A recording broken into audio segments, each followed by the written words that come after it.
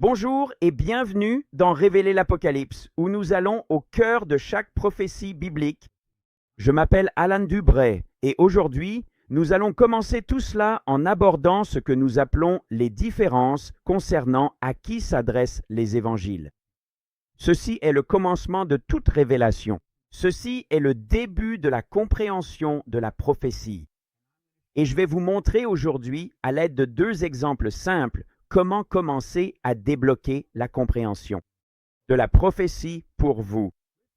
Commençons d'abord par expliquer ce que cela signifie lorsque l'on dit que les évangiles de Matthieu, Marc et Luc sont appelés les évangiles synoptiques.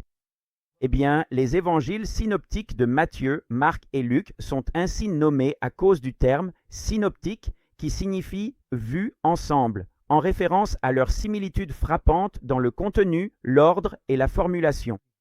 Ces trois évangiles peuvent être consultés ensemble, côte à côte pour comparaison, avec un degré élevé de contenu partagé et une structure narrative similaire, ce qui les distingue de l'évangile de Jean, qui offre une perspective différente et moins de recoupement.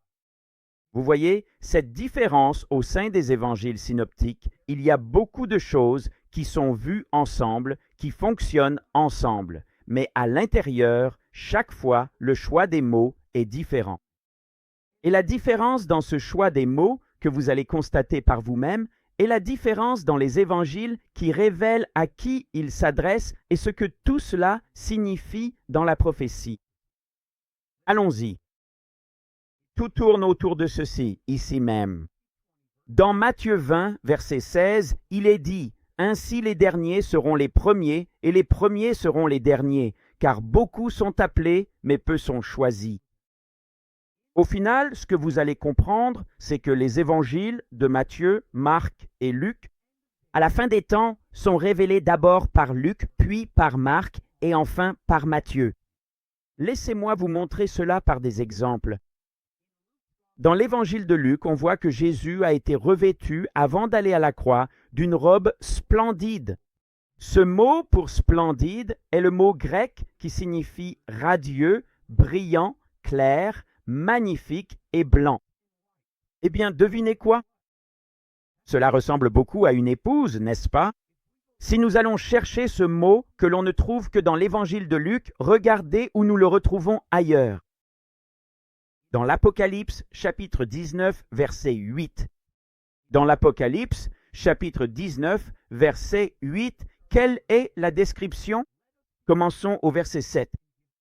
Réjouissons-nous, soyons dans l'allégresse et donnons-lui gloire, car les noces de l'agneau sont venues et son épouse s'est préparée, et il lui a été donné de se revêtir d'un fin lin, pur et éclatant. Ah, la même description du blanc que nous voyons, une raison pour laquelle il est décrit ainsi lorsque Jésus était conduit à la croix et pourquoi il était vêtu de blanc. Quelque chose nous est révélé et nous allons vous aider à le comprendre encore davantage. Si nous allons dans l'évangile de Marc, au chapitre 15, verset 17, il est dit « Et ils le revêtirent de pourpre ». Regardons ce que signifie ce pourpre. Ce programme que j'utilise ici s'appelle S-Word. Et la raison pour laquelle je l'utilise, c'est qu'avec la KJV+, vous avez la concordance Strong à portée de main. Voyons donc ce mot pourpre. C'est le mot grec 4209. Remarquez qu'il n'y a pas ici de magnifique robe blanche. Et maintenant, qu'en est-il de Matthieu? Eh bien, pour Matthieu, allons au chapitre 27 et voyons de quoi ils l'ont vêtu ou comment ils l'ont habillé dans l'Évangile selon Matthieu. Nous voyons qu'ils l'ont vêtu ou lui ont mis une robe écarlate. Le mot grec est 2847. Eh bien, devinez quoi? Si nous allons vérifier cela, nous trouvons dans l'Apocalypse chapitre 17, verset 4, qu'il y a le pourpre et l'écarlate. Et regardez ceci. Dans Matthieu, il n'est utilisé qu'une seule fois, et c'est dans l'Évangile selon Matthieu. Regardons cela dans l'Apocalypse 17. De qui parle-t-on? Eh bien, allons au verset 4 où nous le trouvons. Et la femme était vêtue de pourpre et d'écarlate, parée d'or, de pierres précieuses et de perles, tenant dans sa main une coupe d'or remplie d'abominations et des impuretés de sa prostitution. Et sur son front était écrit « Mystère, Babylone la grande, la mère des prostituées et des abominations de la terre. » Qui est cette femme vêtue de pourpre et d'écarlate? C'est la femme qui chevauche la bête, la mère des prostituées dans l'Apocalypse à la fin des temps, et pourtant Luc nous est décrit dans cette magnifique robe comme une épouse. Vous commencez à voir quelque chose ici? Eh bien, laissez-moi vous montrer un autre exemple. Nous faisons cela depuis 8 ans dans ce ministère. Laissez-moi vous montrer ce qu'on nous dit dans l'Évangile de Luc, dans les mêmes chapitres, à propos des paroles que Jésus a prononcées sur la croix avant de rendre l'Esprit. Nous voyons dans Luc 23, verset 46, « Père, je remets mon esprit entre tes mains. » Donc, il s'adresse directement au Père, « Reçois-moi dans tes bras, dans tes mains. » Encore une fois, ce lien avec ce que nous appellerions une épouse enlevée avant la tribulation. Un autre petit indice du fait d'être dans les mains du Père que l'on trouve dans l'Évangile de Luc. Mais savez-vous que si nous allons dans Marc 15, il ne nous raconte pas la même histoire? On nous dit dans Marc 15, verset 34, Jésus dit « Mon Dieu, pourquoi m'as-tu abandonné ?» Cela signifie être laissé derrière, abandonné, resté. Et si nous allons dans Matthieu chapitre 27, savez-vous que Matthieu 27 nous dit exactement la même chose que ce que nous lisons dans Marc. Mon Dieu, dans Matthieu 27, verset 46, mon Dieu, pourquoi m'as-tu abandonné? Laissé derrière. Maintenant, devons-nous croire qu'à un moment donné, Jésus a pensé qu'il allait être abandonné par le Père, qu'il allait l'abandonner? Je n'y crois pas une seconde. Je ne pense pas que quiconque étudie les Écritures et connaît qui est le Christ croit que c'est le cas. Alors pourquoi cela est-il écrit pour nous dans l'Évangile de Marc, dans l'Évangile de Matthieu, alors que dans l'Évangile de Luc, on voit qu'il est accueilli dans les bras de son Père? N'est-ce pas fou? Alors vous voyez une robe blanche, magnifique, éclatante, reçue dans les mains du Père. Vous voyez des couleurs de tribulation pourpre et écarlate associées à la femme chevauchant la bête dans l'Apocalypse. Et vous avez Marc et Matthieu qui proclament tous deux que Jésus a dit « Pourquoi m'as-tu abandonné? Laissé derrière moi ?» Les passages de Marc et Matthieu étant laissés derrière. Est-ce que cela a du sens?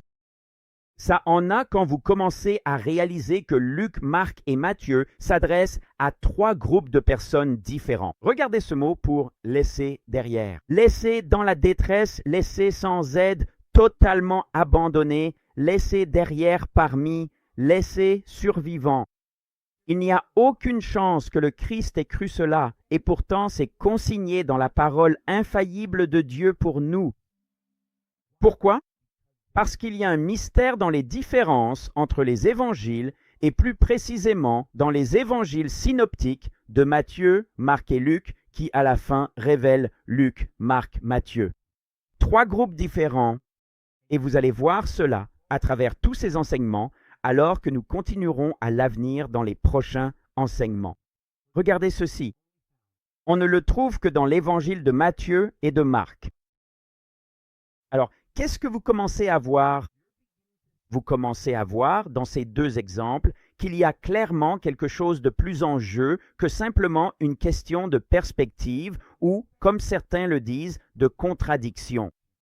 Luc semble avoir un lien avec l'épouse dans le pré-tribulation, tandis que Marc et Matthieu sont laissés de côté comme 2 couleurs différentes ou 2 périodes de temps différentes, ou encore 2 autres groupes de personnes, l'un comme pourpre et l'autre comme écarlate. Et ceci n'est que le début de ce que nous avons appelé et ce que j'ai mentionné plus tôt en décrivant à qui s'adressent les évangiles. Et dans les enseignements à venir, nous en révélerons beaucoup plus pour le prouver de façon bien plus approfondie. et comme nous l'avons fait dans le ministère au cours des 8 dernières années, afin que vous n'ayez aucun doute et que vous puissiez le voir clairement, tout comme nous l'avons vu au fil des années. Cette révélation est la fondation. Pour commencer à comprendre et à réellement voir la prophétie comme elle n'a jamais été révélée auparavant, vous devez comprendre ces différences et ce qu'elles nous révèlent dans Luc, Marc et Matthieu. Et cela vous prouvera que les visions pré-, mi- et post-tribulation sont toutes vraies, que la durée de la tribulation n'est pas celle qu'on nous a enseignée, et bien plus encore. Et dans les prochains enseignements, nous nous concentrerons sur les discours prophétiques de Luc 21, Marc 13 et Matthieu 24 et 25 pour montrer à quel point ils révèlent tout cela de façon plus claire. D'ici là, aidez-nous à toucher beaucoup plus de personnes dans la compréhension en n'oubliant pas d'aimer, de partager et de vous abonner pour bien plus encore. Que Dieu vous bénisse, que Dieu bénisse vos familles et qu'il veille toujours sur vous. On se reparle bientôt. Au revoir pour l'instant.